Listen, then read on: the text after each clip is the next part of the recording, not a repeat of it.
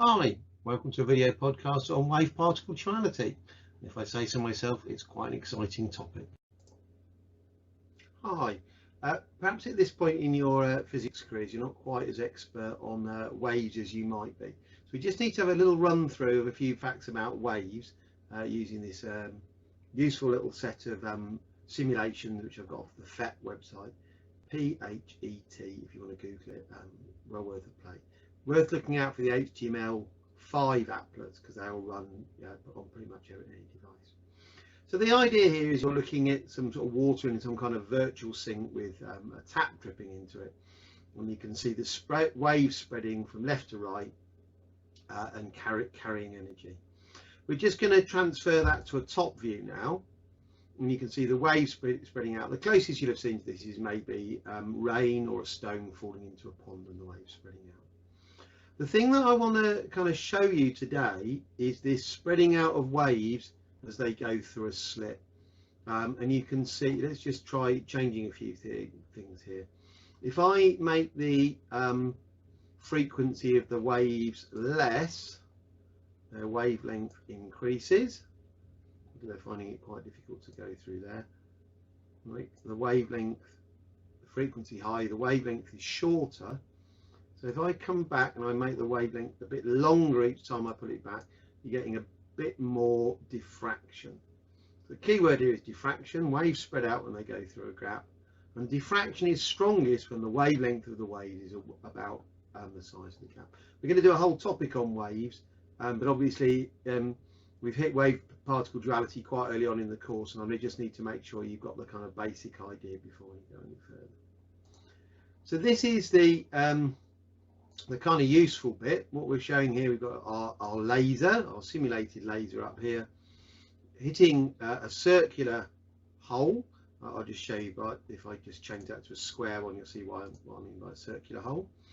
And then we can see the pattern on the screen. And the key thing that I want you to notice here is that if waves pass through a circular hole, we get this very distinctive pattern of what's called concentric rings going around each other.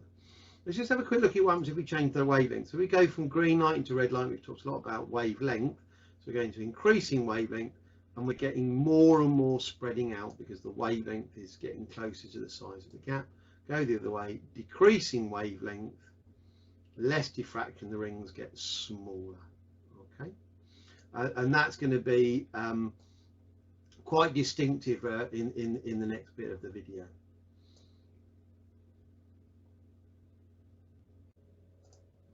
Hi there, we're going to use some little clips from YouTube just to make sure you understand this demonstration. So this guy here, another physics teacher, I've just nicked him off the internet. He's wiring up this electron diffraction tube. So what you can see is a big glass blob, and then there's a vacuum so the electrons can pass through.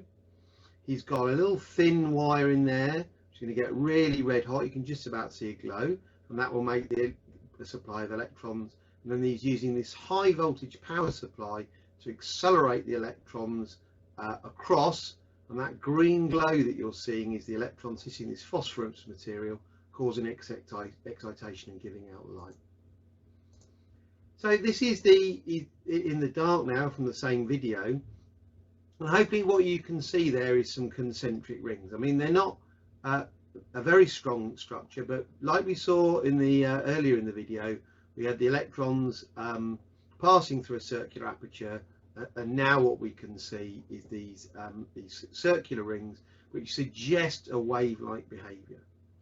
If we move on here, what this guy's going to do is he's just going to change the voltage. That will change the speed of the electrons, and can you see there the rings getting closer together? So if the rings have got closer together, if you remember previously, that suggests the wavelength has got smaller. So we need to remember that for later on, that when the wavelength gets smaller, when energy gets higher, the wavelength gets smaller, and we get less diffraction. What he's going to do now, which I think is the final proof that we've got something really weird going on, is get out a magnet. A magnet will deflect a flow of electrons, but that's very much a particle property. So let's see what happens when he introduces the magnet. You see the beam is sent all over the place. So he's actually simultaneously showing the electrons as particles and as waves. And I'll have a bit more of an explain of that for the rest of the video.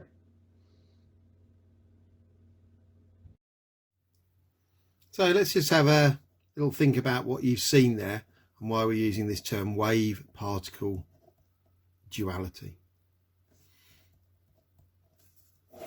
The key thing here is that we're seeing effects that can best be described by saying the electron is a wave, and we're seeing effects which can be best described by saying the electron is a particle, and we're seeing them at the same time.